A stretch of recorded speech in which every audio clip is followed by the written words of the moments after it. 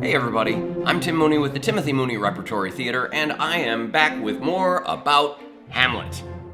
Over the past months, I've done several explainers about various Hamlet soliloquies, such as, "Oh, that this too solid flesh," "Oh, what a rogue and peasant slave am I," "To be or not to be." All of these are available somewhere on this website with a bit of looking. I've been wanting to work on through the remaining soliloquies, and I promise to get through to those. But there are a couple of big speeches that I want to address that aren't literally soliloquies. That is to say, Hamlet is not actually alone on stage when he delivers them. They don't count as soliloquies per se, they're just big speeches. But today, I want to take a look at the advice to the player's speech, also known as "Speak the Speech I Pray You."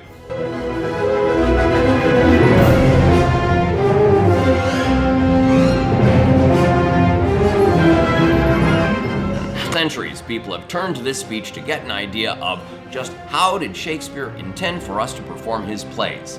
And yes, we are going to find some acting lessons in this speech, and yes, Hamlet is one of Shakespeare's most intelligent, nuanced, thoughtful characters who we may assume is philosophically about as aligned with Shakespeare's thoughts, intentions, and dispositions as we can get. However, Hamlet is not Shakespeare. He is a character in a play that Shakespeare happened to write, and Shakespeare never forgets that. Hamlet does actually end up killing some people in this play, sometimes impulsively, and sometimes with callous indifference. And we can be pretty sure Shakespeare wasn't actively advocating for that. And yet, Shakespeare does have Hamlet speaking on a topic that we have to assume he himself has thought about at some great length. So it is quite possible that he's getting some stuff off of his chest here at the very least. So I start by looking at the structure of the speech. The very first thing I notice is that it's not actually one speech, but three. Hamlet is interrupted twice by the first player. That's easy to forget given that I often perform this speech as part of my one-man play, Breakneck Hamlet. Breakneck Hamlet. And when I perform that, I leave the interruptions out. I also cut a number of words from the speech that make less sense when Hamlet has not actually been interrupted. But beyond that, the best way to study the structure of the speech is to look for the periods. If you ever do an active study of just how often Shakespeare actually uses periods in his sentences, you will be surprised. Distinguishing the periods will tell you where an individual sentence starts and stops. And that translates into where the major idea starts and stops. If you can grab hold of that, then you'll get a much clearer notion of the major thrust of the idea. And once you know that, you can distinguish clauses that are subordinate to that idea and perhaps not deliver the line giving equal emphasis to each and every phrase. Often a major problem with young performers. Now, in order to demonstrate this visually, for our purposes, I often change the text color just to keep track of where one sentence ends and the other one starts. To do this, I've restored the full text complete with the interruptions from the first player and was fascinated by what that revealed. Now, we can argue back and forth about whether, say, exclamation points or question marks bring a sentence to a definitive end. But it so happens that Shakespeare didn't use any exclamation points or question marks in this speech. In point of fact, Shakespeare rarely used exclamation points, even when the surprise or shock of the moment might well have called for them. And since Hamlet is essentially lecturing these actors, he's really not posing questions. And yet, even though Hamlet speaks with what may seem like full sentences, with a subject and a predicate, those seeming sentences are often only distinguished with commas, semicolons, and colons without bringing the sentence to a stop. So, here's how this speech looks when broken into its relative sentences. I've just used 3 random colors to break up the sentences, and what I expect you'll immediately notice is that I didn't need any more or any less than 3 colors in any of the 3 sections of this speech. In other words, Hamlet uses exactly 3 sentences in each part of this speech. Coincidence? Sure, probably. But I think each of these sections might well be described as premise, discussion, conclusion. Shakespeare, or Hamlet, had an idea he wanted to explore. He laid it out in that first sentence, discussed it in the second, and then drove it home in the third. This rule of threes, if that is what in fact is guiding this, suggests that we begin with an item of curiosity, something that makes us wonder. It segues into some surprising issue or statement intended to startle us, then concludes with something definitive.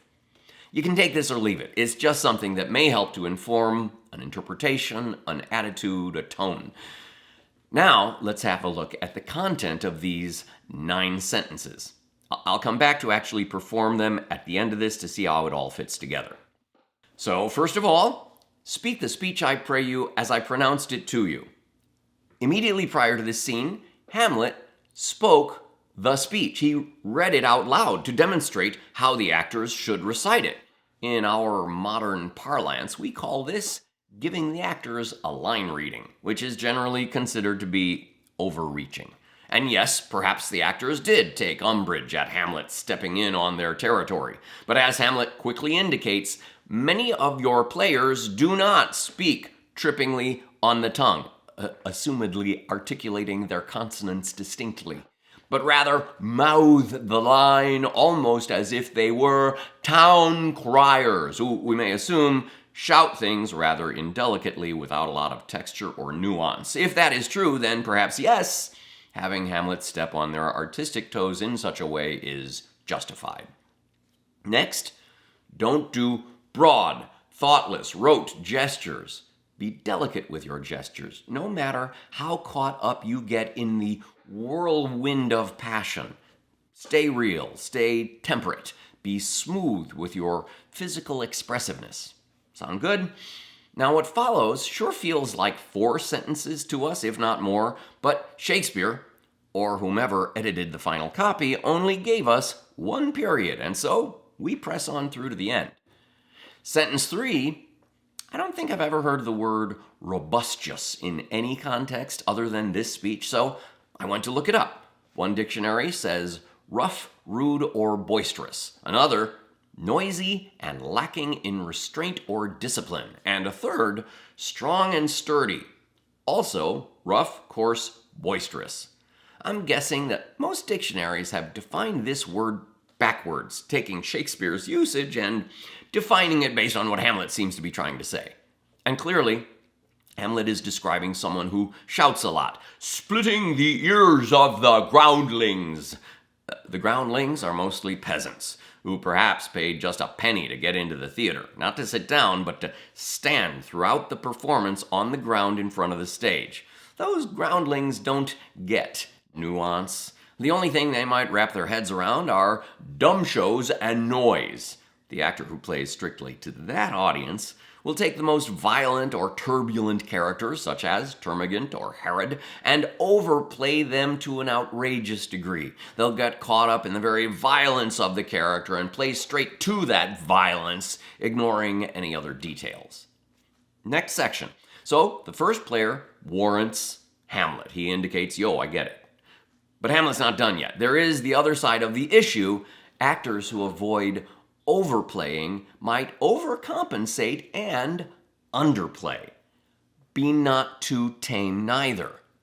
I think that in our instinctive modern realism, we overlook this part of Hamlet's advice, particularly because Hamlet himself barely brushes upon it, immediately returning to the need to maintain the modesty of nature.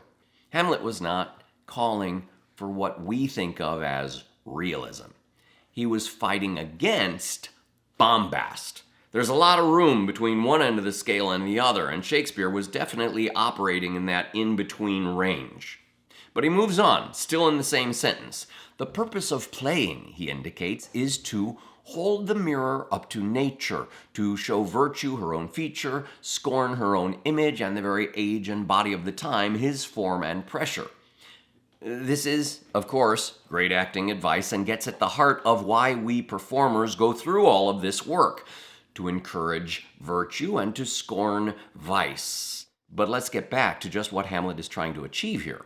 He wants this performance to impact the viewers, and he clearly has some particular viewers in mind. I take my clues from the fact that the first 2 examples are referenced as her, and the third is a his. What if Ophelia is that particular virtuous viewer he has in mind? What if his mother Gertrude is the one who should scorn her own image? What if Claudius is the very age and body of the time? The current king is, we might assume, the man of the moment, the individual to whom every one of his time should turn to for an understanding of good and true form in the face of the pressure of ruling the country. This is a little less about truth in acting and a little more about what Hamlet is trying to accomplish by hosting this play. Then there is this sentence about making the unskillful laugh. The unskillful, perhaps the groundlings again, may laugh at outrageous acting. But the judicious, the folks in the expensive seats, are the ones who might best understand subtle detail and grieve at the failure to express the full portrait of life that this play paints. Shakespeare has clearly sat through his share of plays that failed to hold the mirror up to nature. Next, we come to perhaps the most challenging sentence of this speech. There are at least 5 negative modifiers in this sentence. So we need to piece through what Hamlet is arguing against and complaining about. Hamlet has seen these players, people have praised them, and they praise them highly, but in Hamlet's opinion, they lacked the accent, the speech pattern, and the gait, the movement of Christians, who we assume were highest in Hamlet's great chain of being. Pagans, a step or two down that chain, nor man. We're getting pretty low by now, so low that Hamlet is questioning whether some of nature's journeymen had made men. And it's that dangling question of just how those journeymen might have attempted to make men that necessitated Hamlet's early advance warning of not to speak it profanely. Because if nature's journeymen are neither Christians, pagans, nor men, I can only conclude that they are another step down that chain of being, and as far as I can guess, would likely be apes.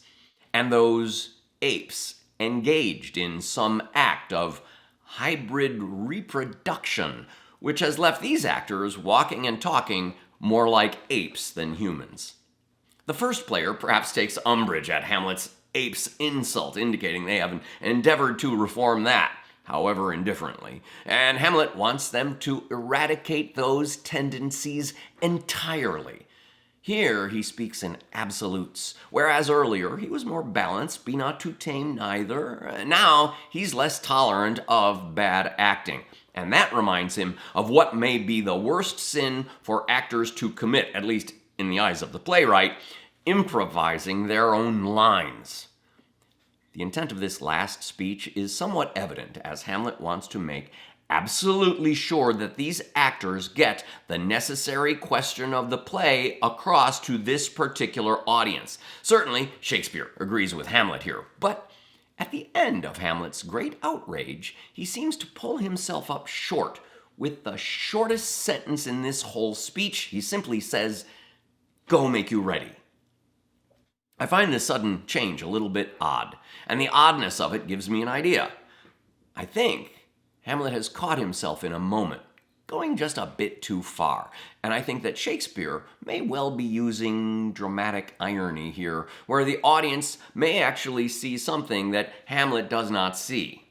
We don't have to take Hamlet entirely at face value, and perhaps when we get just that little bit of distance from Hamlet, we might even get enough perspective to laugh at him.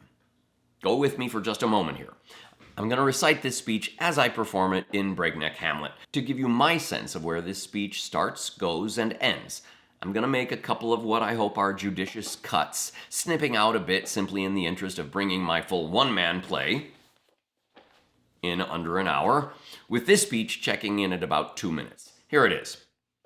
Speak the speech, I pray you, as I pronounce it to you, trippingly on the tongue. But if you mouth it, as many of your players do, I had as lief the town crier spoke my lines. Nor do not saw the air too much with your hand thus, but use all gently. For in the very torrent, tempest, and as I may say, the whirlwind of passion, you must acquire and beget a temperance that may give it smoothness. Oh, it offends me to the soul to hear a robustious, periwig-pated fellow tear a passage to tatters, to very rags, to split the ears of the groundlings, who for the most part are capable of nothing but inexplicable dumb shows and noise. I would have such a fellow whipped for o'erdoing termagant, it out Herod's Herod, pray you avoid it.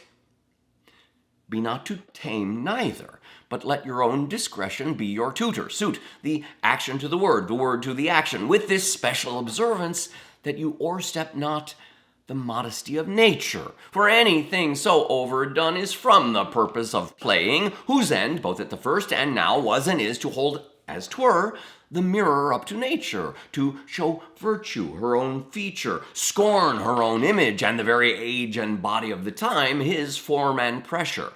Oh, there be players that I have seen play, and heard others praise, and that highly, not to speak it profanely, that neither having the accent of Christians, nor the gait of Christian, pagan, nor man, have so strutted and bellowed, that I have thought some of nature's journeymen had made men, and not made them well, they imitated humanity so abominably. And let those that play your clowns speak no more than is set down for them. For there be of them that will themselves laugh, to set on some quantity of barren spectators to laugh too, though in the meantime some necessary question of the play be then to be considered. That's villainous, and shows a most pitiful ambition in the fool that uses it. Go, make you ready. And that's my take on Hamlet's advice to the players. I hope you enjoyed it. If you got something out of it and want to help a starving actor out, please hit like and or subscribe to this channel for more. We also have a Patreon campaign. As you may or may not know, I perform 9 or 10 of these one-man plays, including Breakneck Hamlet, around the country, mostly for high schools and colleges, libraries, and conferences. You can reach out to book me at www.timmooneyRep.com. Please feel free to explore or to check out some of the books I've got available on Hamlet, acting, Julius Caesar, Moliere, and more. You can also catch some of my shows online at www.breakneckshakespeare.com. I do a variety of these explainers on Hamlet, stylized acting, Shakespeare's histories, and more, both on my YouTube site and at breakneckshakespeare.com. Thanks for joining me. See you on the stage.